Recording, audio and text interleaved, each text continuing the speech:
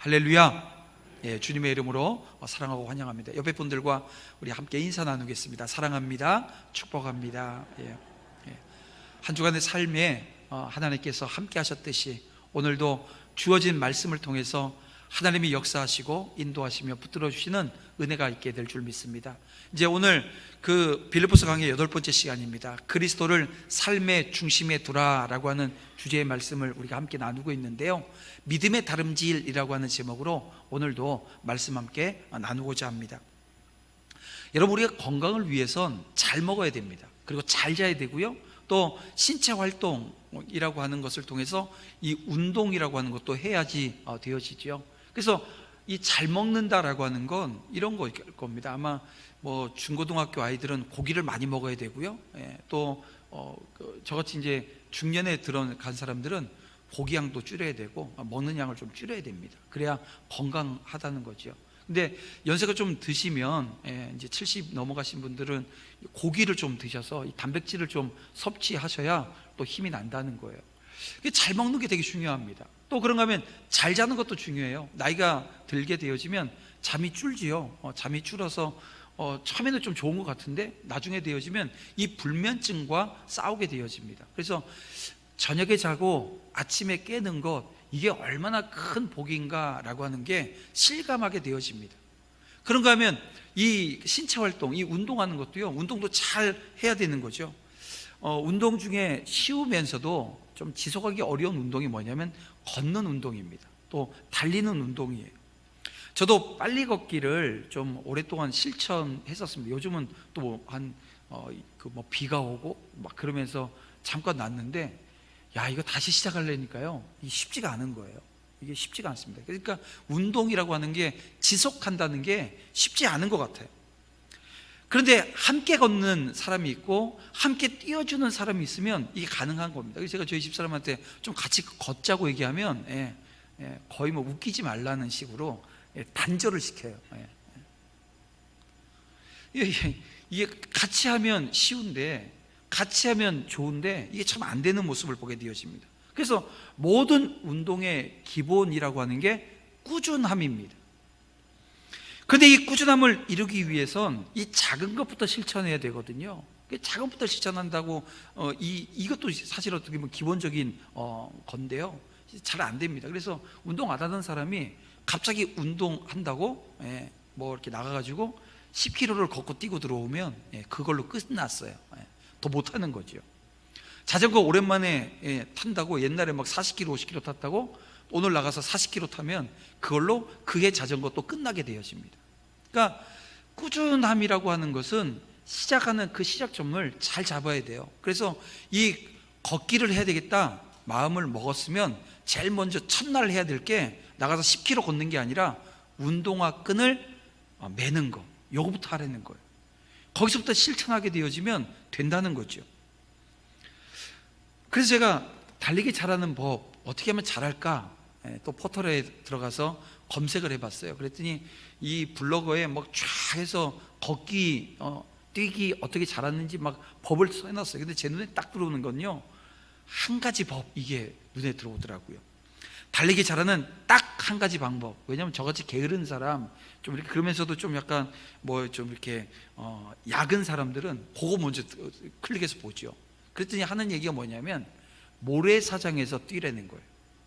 근데 우리는 모래사장은 뛰는 곳이 아니잖아요. 우리 젊을 때, 우리 옛날, 요즘은 안 하는 거지만 우리 어른들 80, 70 되신 분들이 거기서 옛날에 연애할 때 나 잡아봐라 하면서 한번 뛰었던 곳, 그게 이제 모래사장이지. 그 말고는 거기서 뛸 일이 별로 없죠. 왜냐하면 거기서는 늘 몸 태우고 선탠하고 뭐 걷고 뭐 하는 거지 뛰지는 않습니다. 근데 이 모래에서 뛰게 되어지면 어떤 일이 발생하냐면요, 균형 감각이 생긴다는 거예요.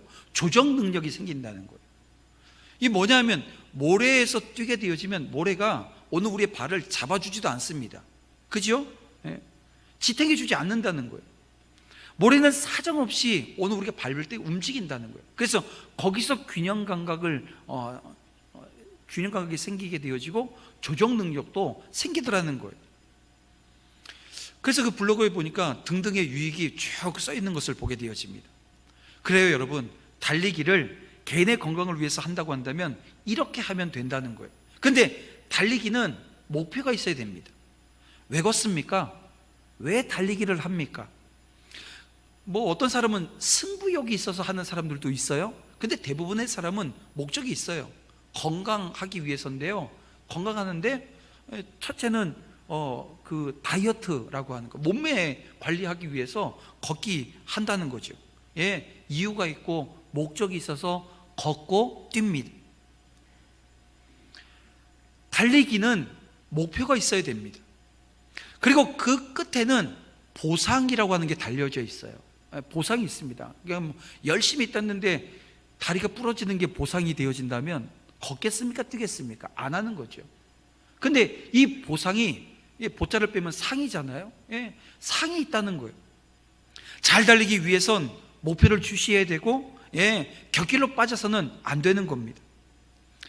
믿음의 사람들에게 있어서도 이 경주라고 하는 것, 이 다름질이라고 하는 게 있어요.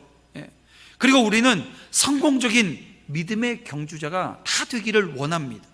그래서 오늘 우리는 본문을 통해서 우리가 어떻게 성공적인 믿음의 다름질을 할 수 있는가, 예. 오늘 건강을 위해서 우리가 여러 가지 노력을 하듯이, 여러분 오늘 믿음의 이 장성한 분량으로 나아가기 위해서 오늘 우리가 해야 될 일들이 있다는 거예요. 제가 오늘도 두 가지를 여러분과 함께 나누길 원합니다. 바울은 그 첫 번째 방법이 뭐냐? 바로 그리스도의 온전함을 향해 다름질하라는 거예요. 그리스도의 온전함을 향해서 다름질해라, 이렇게 말씀하고 있습니다. 여러분, 우리가 이 땅에서 예수 그리스도를 배우고 닮아가는 것, 여러분 이것은 일생 동안 추구해야 될 내용이고 과제입니다. 바울은 그리스도를 닮아가는 일을 완전히 이루었다고 얘기해요? 아니요, 이루지 못했다고 얘기를 합니다. 자, 오늘 본문 12절 말씀을 우리가 함께 볼게요. 내가 이미 얻었다 함도 아니요 온전히 이루었다 함도 아니라 오직 내가 그리스도 예수께 잡힌 바 된 그것을 잡으려고 달려가노라, 이런 말씀을 합니다. 자, 여기서 먼저 이미 얻었다 함도 아니요 온전히 이루었다 함도 아니라 라고 말씀하는데요, 무슨 말이에요? 그리스도를 온전히 본받는 그 자리에까지 아직 이르지 못했다라고 하는 말씀 아닙니까? 온전히 이루었다 함도 아니라 라고 하는 말은 우리가 지난주에 봤던 이 10절과 11절 말씀을 연결해서 우리가 읽게 되어지면 영생부활, 이거 아직 이르지 못했다라고 하는 말이 되어집니다. 즉 바울은 구원받았어요. 근데 아직 완성되어지지 못했다, 지금 이렇게 지금 말씀하고 있는 거예요. 그리고 이어서 뭐라고 말씀합니까? 내가 그리스도 예수께 잡힌 바 되었다고 얘기를 해요. 여러분, 이것은 사도 바울이 다메섹 도상에서 부활하신 예수 그리스도를 만났던 그 시점을 지금 시사해 주고 있는 겁니다. 그는 그곳에서 부활하신 그리스도를 만남으로 말미암아 회심이라고 하는 걸 했습니다. 그런데 이 회심은 믿음의 경주에 있어서 끝이 아니라는 거예요. 믿음의 경주에 있어서 시작점입니다. 첫 자리였다는 거예요. 마치 제가 좀 전에 운동을 하는데 어디서부터 시작해야 된다고요? 운동화 끈을 매는 것에서부터 시작해야 되는 것처럼, 여러분 오늘 우리의 그 구원은 이 회심에서부터 시작한다는 거예요. 따라서 그가 열망하는 완전한 구원을 이루기 위해서 믿음의 경주, 다시 말하면 영적인 성장을 위해서 계속해서 다름질해야 한다는 것입니다. 그래서 여기서 12절에서 달려가노라 라고 하는 이 말씀은요, 추적하다라고 하는 뜻을 가지고 있어요. 무엇입니까? 사냥하거나 달리기를 할 때 이 경주에서 사용되어지는 말이라는 거예요. 그렇습니다. 그는 지금 사도 바울은 여전히 그리스도를 닮기 위해서 지금 노력하고 있다는 거예요. 믿음의 여정은 어느 우리의 일생 동안 예수 그리스도의 장성한 분량에까지 닮아가는 데 있습니다. 믿음은, 우리의 신앙은 그리스도를 향한 다름질, 이 믿음의 다름질인 것입니다. 성도 여러분, 오늘 우리는 바울의 이러한 고백을 통해서 성도들에게는 그리스도께서 자신들을 구원해 주신 것을 계속 추구해야 할 의무라고 하는 게 있음을 발견하게 되어집니다. 무슨 말이냐면요, 오늘 우리는 완전한 사람으로서 지금 전진, 이 다름질을 하고 있는 게 아니라는 거예요. 오늘 우리가 예수 믿어요, 구원 받았어요. 그런데 완전해지진 않았다는 얘기예요. 그럼 무슨 얘기냐면 온전한 사람이 될 때까지 전진해야 될 사람, 다름질해야 될 사람이라고 하는 의미입니다. 우리는 믿음으로 구원을 얻었지만 완전한 구원엔 이른 것이 아닙니다. 이것을 우리는 구원의 도상, 구원의 길 위에 있다라고 표현을 해요. 그리고 이 개혁주의에서 이 구원의 서정이라고 하는, 여러분 들어보셨죠? 구원의 서정 9가지를 얘기합니다. 구원의 서정이 소중해, 신칭수, 성견영. 이거 제가 강도서 고시 시험 볼 때 외웠던 이 구원의 서정 9가지 단어 한자입니다.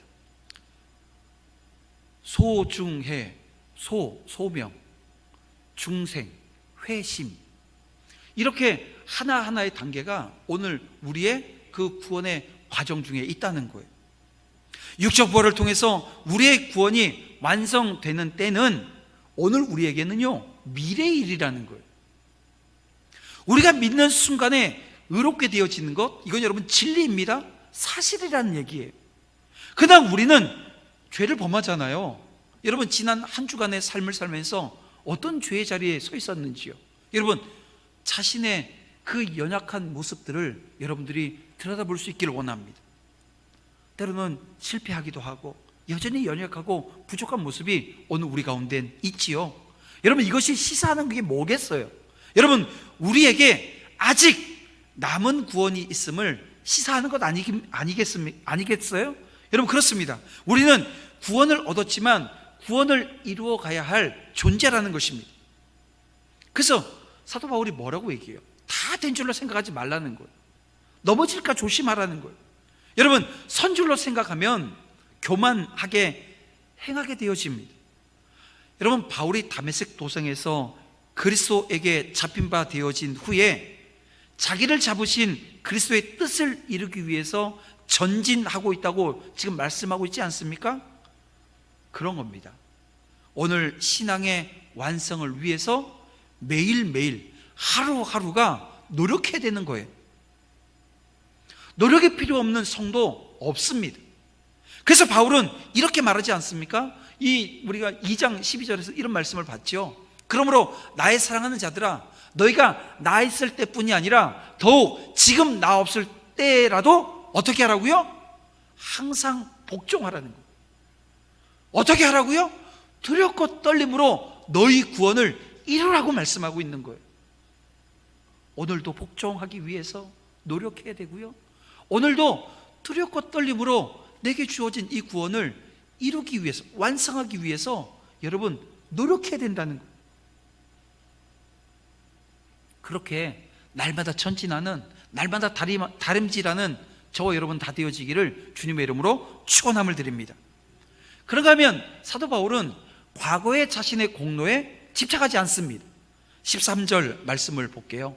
여기 보면 이제 노란색으로 있는 글만 한번 읽어볼게요. 다 같이 봅니다. 시작. 뒤에 있는 것을 잊어버리고 앞에 있는 것을 잡으려고 라고 말씀하고 있어요. 믿음의 온전함이 과거의 행위에 있지 않기 때문에 지금 사도 바울이 이런 얘기를 우리에게 해주는 거예요. 그는 언제나 믿음으로 현재의 발을 내딛고 미래를 바라보며 다름질을 했습니다. 여러분 성숙한 신앙인은 과거에 안주하지 않습니다. 날마다 새롭게 믿음의 다름질을 한다는 거예요.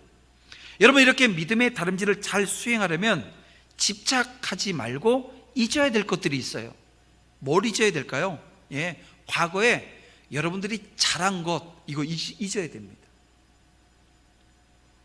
성공했다고 자랑할 만한 것이 있으면 어떤 일이 발생하냐면 거기에 안주하기가 쉽습니다. 그러면 안주해버리면 어떻게 돼요? 전진이 안 되는 거예요. 여러분 과거의 공적을 자랑하면 어떻게 해요? 그 모습 자체가 교만해 보이잖아요. 아니 원래 그 사람은 겸손한 사람인데 과거의 것들을 자꾸 자랑하기 시작하면 그렇지 않음에도 불구하고 우리 눈엔 교만한 것처럼 보이잖아요. 여러분, 자랑은 십자가만 자랑할 수 있기를 주님의 이름으로 축원합니다. 그리고 주의 은혜를 자랑하는 것, 그게 오늘 우리가 자랑해야 될 것이지요. 여러분, 과거에 이룬 것, 이건 자랑할 것이 아니라 어떻게 하자고요? 잊어야 될 것들이라는 거예요. 그래서 몇 년 전에 내가 성경을 몇 번 읽었다, 지금은 안 읽으면서 과거에 읽은 거 자랑할 이유가 없고요. 이 과거에 막 2시간 3시간 연속 가가지고 막 밤새서 기도한 거 자랑할 거 없다고요. 지금 안 하고 있으면서 뭘. 지금 해야 된다는 거예요. 과거의 거 자랑하지 말고요, 그거 잊으세요. 그리고 언제요? 지금 해야 되는 거예요. 그런가 하면 지난날 잘못한 거, 이것도 잊어야 됩니다. 여러분, 왜 그럴까요? 잘못한 것에 집착하게 되어지면 낙심하게 되어져요. 쉽게 전진할 수 없습니다. 여러분, 바울을 보세요. 바울이 만약 과거에 집착했다고 한다면 어떠했겠어요? 이 바울이 우리 지난주에 봤던 말씀을 보게 되어지면 바울이 자신이 유대인으로서 가지고 있었던 지위, 자신의 경력, 이런 것들 다 배설물처럼 여긴다, 과거 다 잊겠다는 얘기예요. 그런데 그것만 잊는 게 아니고요, 이거예요. 바울이 했던 일이 뭡니까? 그 열심 가지고 했던 일이 예수 믿는 사람들 고소하는 거예요. 죽음으로 내모는 일을 했어요. 만약에 거기에 지금 바울이 잡혀져 있다고 한다면 이게 지금 복음을 전하는 자리에 서 있을 수 있었겠어요? 과거를 잊지 못했다고 한다면 사도 바울은 위대한 사도 되어질 수 없었습니다. 여러분, 사람은 모두 죄인입니다. 다 잘할 수 없어요. 그러나 하나님께서 이 잘못을 인정하고 회개하면 죄를 깨끗이 씻어주시고 용서의 은총을 베풀어 주신다는 것입니다. 그러나 반대로 과거의 잘못을 그리스도의 십자가 앞에서 용서받아 해결되어지지 않으면 여러분, 비관에 젖어요. 용기를 상실해 버립니다. 그러면 어떻게 될까요? 사단에게 이 패배자로 남을 수밖에 없다는 것입니다. 구원의 도성에서 뒤를 돌아보면 여러분, 구원은 완성할 수 없습니다. 그래서 바울은 뒤를 보는 것이 아니라 어떻게 해요? 표대를 향해서 어떻게 해요? 부름의 상을 위하여 달려간다, 이런 말을 우리에게 지금 막 해주고 있는 거예요. 그렇습니다. 바울은 자신이 달려가야 될 정확한 목표, 이 표대 알고 있었어요. 뭡니까? 바울의 목표는 예수 그리스도였습니다.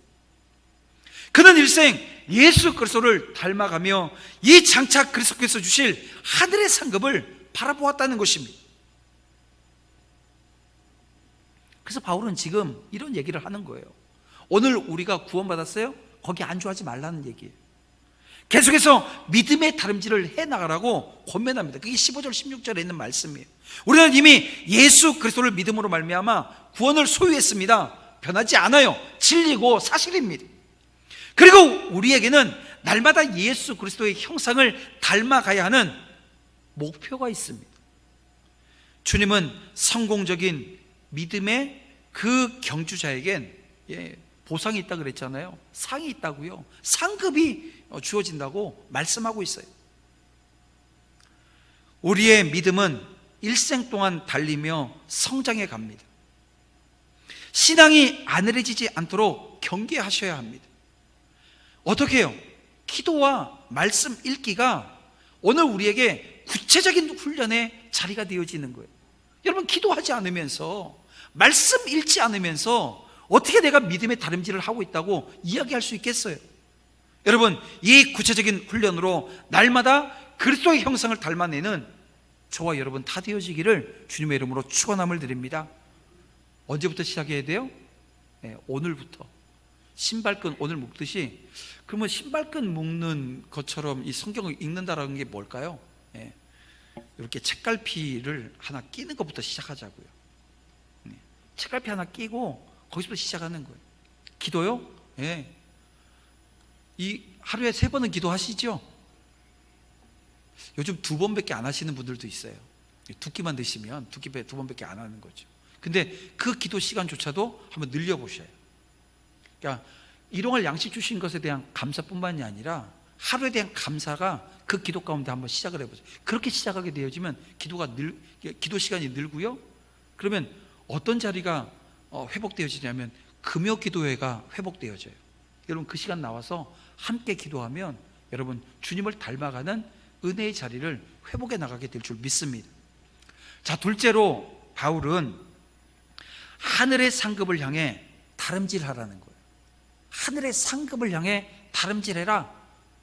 그러면 믿음의 경주 잘 할 수 있다, 이렇게 우리에게 말씀해 주고 있습니다. 여러분, 최선의 학습 방법 뭘까요? 모방입니다. 그래서 공부 잘하는 사람 옆에 있으면 그 공부하는 방법을 배워요.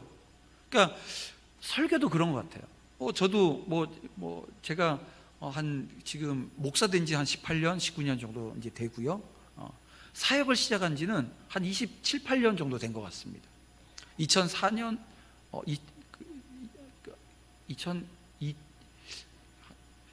1995년도 정도, 94년, 95년 그때부터 사역을 했으니까 한 그 정도 기간이 된 것 같아요. 설교를 엄청나게 많이 했죠.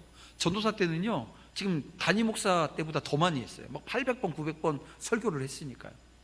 근데 그때는 설교하는 법을 몰라요. 어떻게 설교해야 될지 몰라요. 그래서 아이들 설교하는 건 애들 그 설교집 찾아서 벌써 읽고, 그리고 유명한 목사님들 설교 많이 듣고 많이 모방해서 설교하고, 그래서 설교집에 많이 읽고 그거 그대로 가서 설교하는 것부터, 심지어는 저는요, 국민일보에 오늘의 가정예배 나오잖아요. 그것 가지고도 설교를 할 정도로, 그렇게 막 설교를 하다 보니까 설교가 하나님의 말씀을 이렇게 풀어서 가르치고 또 나누어야 되겠구나라고 하는 게 생기더라고요.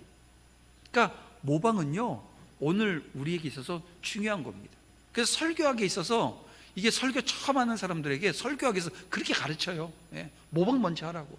그래서 어떤 사람은 외국의 로이드 존슨 목사님의 설교집을 가지고 하고, 그래서 로마서들, 우리나라 목사님들이 쓴 많은 로마서들이 있지만 로이드 목사님이 쓴 로마서를 가지고 강의해요. 그러면 들으면 얼마나 어려운지 몰라요.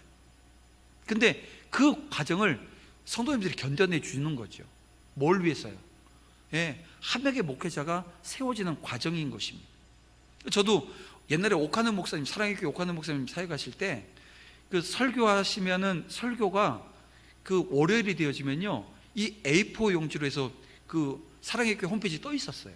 그거 다운받으면 11장 정도 돼요. 11장. 제가 지금 오늘 설교하는데 6장이거든요. 그러니까 제가 11장을 설교를 그대로 읽는다고 해도요, 한 50분이 걸려요. 담임 목사님은 25분 설교하는데 이 전도사가 강단에 올라가서 50분을 설교하는데요, 그것도 막 읽잖아요. 읽어버리는데 끝나고 나면 장로님들이 불러요. 저한테 하시는 얘기가, 담임 목사는 25분 설교하는데 이 교육 전도사가 돼갖고 50분 설교한다고 막 뭐라 하세요. 작은아버지니까 그런 얘기 하시는 거죠.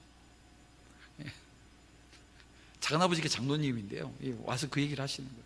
매번 얘기하는데 제가 남의 얘기 잘 듣게 생겼어요? 안 듣게 생겼어요? 안 듣게 생겼잖아요. 안 들어요. 그냥 50분씩 해요. 그래. 계속 하는 거예요. 근데 그게 미끄럼이 되어져. 왜냐하면 그러면서 보게 되어지는 내용이 뭐냐면, 설교, 오카는 목사님 설교 여러분 지금도 한번 들어보시면 한번 들어보세요. 교리가 얼마나 튼튼하게 잡혀져 있는 설교인지 모릅니다. 그래서 저도 그 안에서 이 설교, 그러니까 똑같이 설교 준비하는 건 아니지만 그걸 놓치지 않으려고 하는 거예요. 여러분, 최선의 학습 방법은 모방이라는 거예요. 닮아가는 거라는 거예요. 지금 사도 바울이 누굴 지금 이 빌립보 교인들에게 소개해줘요? 디모데, 에바브로디도, 이 두 명을 소개해줘요. 그러면서 자신과 함께 이 두 명의 사역자를 닮으라고 얘기하지 않습니까? 성공적인 믿음의 그 경주를 하기 위해서 뭐가 필요하다는 거예요? 실제적인 믿음의 모델이 필요하다는 거예요. 닮을 모델이 필요하다는 거예요. 그들은 우리가 어떻게 믿음의 경주를 달려가야 할지를 일깨워 준다는 것입니다. 그래서 지금 사도 바울은 17절에서 이렇게 얘기합니다. 너희는 함께 나를 본받으라. 너희가 우리를 본받는 것처럼. 이 본받으라고 그냥 단도직입적으로 말씀하고 있어요. 그러면 이런 거 지금 이 바울이 어떻게 보면 이 빌립보 성도들을 향해서 우월의식을 가지고 있는 걸까요? 아니라는 거예요. 지금 바울이 본받으라고 하는 얘기는요, 우월의식 속에서 하는 얘기가 아닙니다. 그는 지금 율법적 의를 버린 상태에 있어요. 버렸다고 얘기했잖아요. 그래서 함께 십자가에서 죄에 대해서 죽고 그리스도 안에서 하나님에 대해서 산 자신의 모습, 이거 지금 본받으라고 지금 이야기하고 있는 것 아닙니까? 그리고 그리스도를 위한 자신의 헌신을 본받으라고 촉구하고 있는 겁니다. 바울도 사람입니다. 무슨 말입니까? 불완전하다는 거예요. 바울도 단점이 있었다는 거예요. 여러분, 우리가 사도행전을 보게 되어지면 깜짝 놀라는 장면이 하나가 나와요. 왜냐하면 사도 바울이 이래도 돼? 라고 하는 장면이 하나 나오는데요, 그게 뭐냐면 선교 여행 중에 다퉈요. 이 사람과 같이 해야 되는지 안 해야 되는지를 놓고 다퉈요. 헤어져요. 아니, 우리가 성경을 몇 번을 읽었기 때문에 그 내용을 보면서 이게 뒷과정이 어떻게 되는지 아니까 그런 거잖아요. 이게 그래서 드라마나 영화를 보더라도 스포하면 막 뭐라 하잖아요. 긴장감 떨어지고, 다 아는 내용이니까 우리가 다 알고 있으니까 우리가 그 장면을 보면서도 그래, 이게 하나님의 뜻이고 하나님께서 모든 것 섭리하셔서 이게 왕성한 복음의 확장 과정 중에 있게 되어지는 과정이라고 우리는 알지만, 처음 성경을 읽으면 아니 복음을 전하면서 싸워? 그것도 이 믿음의 거장 어른이, 이 어른들이 지금 이거 하고 있는 거 아니에요? 리더들이 이 모습 보이는 거 아니에요? 이해하고 덮어주고 사랑하고 배려해서 용납하라고 그렇게 얘기하는 사도 바울이, 여러분, 복음을 전하다가 이 의견이 갈려서 헤어지는 모습, 어떻게 보면 실망스럽기까지 합니다.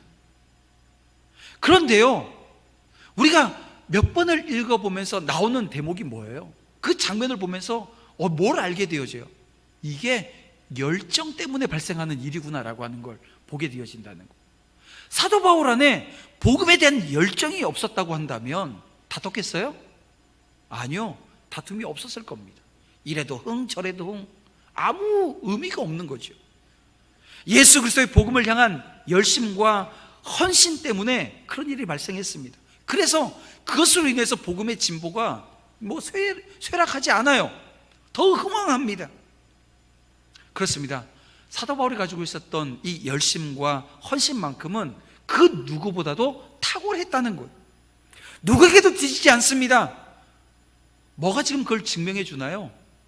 복음을 전하다가 감옥에 갇혀 있는 지금의 사도 바울이 그걸 지금 오늘 우리에게 보여주는 내용입니다. 바울은 이런 자신의 모습을 본받으라고 지금 빌립보 교인들에게, 그리고 2000년이라고 하는 시간이 지나서 지금 다시 빌립보서를 꺼내서 읽고 있는 독자 되어진 저 여러분에게 다시금 권면해 주고 있는 것 아닙니까? 현실적 신앙의 모델로 삼으라고 지금 말씀하고 있는 거예요. 뭘요? 열심을, 열정을, 헌신을. 그런데 여기서 우리는 멈춰서는 안 됩니다. 한 발 더 나아가야 된다는 거예요. 뭐냐면 사도 바울을 본받는 선에서 끝나는 것이 아니라 저와 여러분이 이제는 본받으라고 이야기할 수 있는 자리에 서 있어야 된다는 거예요. 가정에서 부모는 자녀들의 신앙의 길잡이가 되어줘야 합니다. 여러분들의 신앙이 여러분들의 가정과 여러분들의 직장과 여러분들이 만나는 모든 관계 속에 있는 사람들에게 복음의 접점이 되어줘야 된다는 거예요. 어제 전도 세미나를 통해서 제가 강조한 내용이 이거 아니에요? 복음의 접점이 있어야 된다는 거예요. 그 접점을 만들어내는 것, 이건 여러분, 여러분의 삶의 자리에서 해야 될 일이라는 거예요. 나를 본받으라. 여러분, 본받을 게 없는데 여러분들의 입술로 예수 전한다고 능력이 있겠어요? 있지요, 물론. 왜냐하면 내가 하는 게 아니라 성령께서 하는 것이기 때문에. 근데 결국은 뭡니까? 성령의 능력을 회복하는 그런 과정에 있을 수 있다는 것도 우리가 알아야 된다는 거예요. 참 신앙인의 자리에 서야 합니다. 주님이 기뻐하시는 사람들이 되어야 합니다. 우리 모두가 여기까지 다름질할 수 있는 믿음의 신실한 주의 종들이 다 되시기를 주님의 이름으로 축원합니다. 그런가 하면 사도 바울이 종교 형식주의자들에 대해서 우리에게 경고의 말씀을 줍니다. 18절 말씀인데요, 이렇게 말씀합니다. 내가 여러 번 너희에게 말하였거니와 이제는 눈물을 흘리며 말하. 지금 사도 바울이 호소를 하는 거예요. 눈물을 흘리며 호소한다는 거예요. 뭐라고요? 여러 사람들이 그리스도의 십자가의 원수로 행하느니라.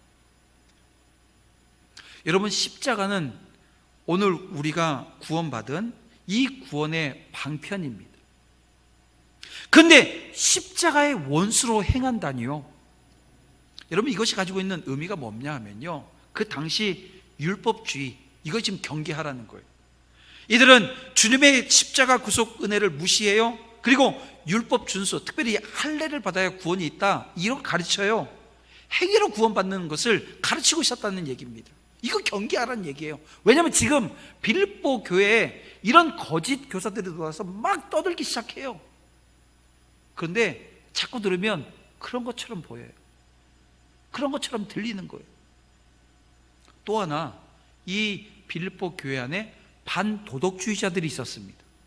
여러분, 이 반도덕주의자, 좀 어렵죠? 그냥 쉽게 얘기하면 영지주의자들이에요. 영지주의자도 어려운가요? 그럼 이제 영지주의자에서 잠깐 제가 설명을 하고 가겠습니다. 여러분, 이 영지주의자들은요, 기독교를 통해서 일종의 철학의 한 사조를 만들려고 했던 사람들입니다. 여러분, 이단들이란 얘기예요. 기독교를 일종의 철학을 만들어내는 이 도구로 썼던 사람들이란 얘기예요. 그들은 창조의 처음부터 두 실제가 있었다는 거예요. 뭐냐면 영과 물질이 존재했다고 주장을 합니다. 그리고 영은 선하고 물질은 악하다고 그들은 규정을 해요. 그들은 세상에 죄나 악이 존재하는 것은 이 세상이 본질적으로 이 물질로 만들어졌기 때문이라는 거예요. 이게 계속해서 그 실타래 이렇게 풀어나가듯이 그렇게 풀어나가는 거예요. 그리고 그들은 물질이 본질적으로 악한 것이라고 한다면 육체 뭡니까? 물질이잖아요. 이조차도 악하다고 보는 거죠.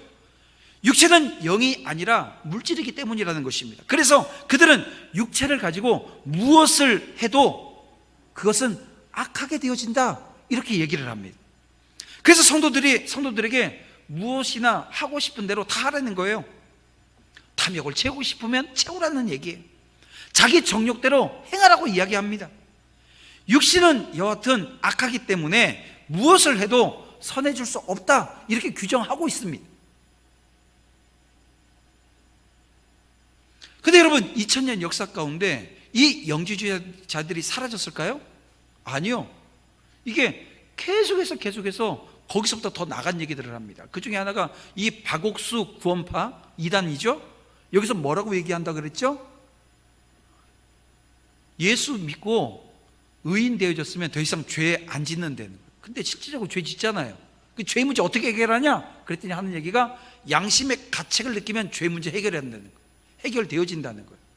여러분, 이 영지주의자들이 이야기하는 것, 이 육체적 죄를 짓는 게 그냥 이거는 당연한 거라고 본다고 한다면 여러분, 신앙생활하는 게 쉬워요, 어려워요? 쉽지요. 하고 싶은 대로 다 하면 되니까. 지금 어떤 얘기냐면 자기 정욕대로 살라는 거예요. 간음해도 상관없다는 얘기예요. 동성애요? 가능하다는 얘기예요. 허랑방탕한 쾌락을 쫓는 삶의 자리에 서 있는 것 무방하다는 거예요. 왜요? 어차피 육체는 악한 거니까.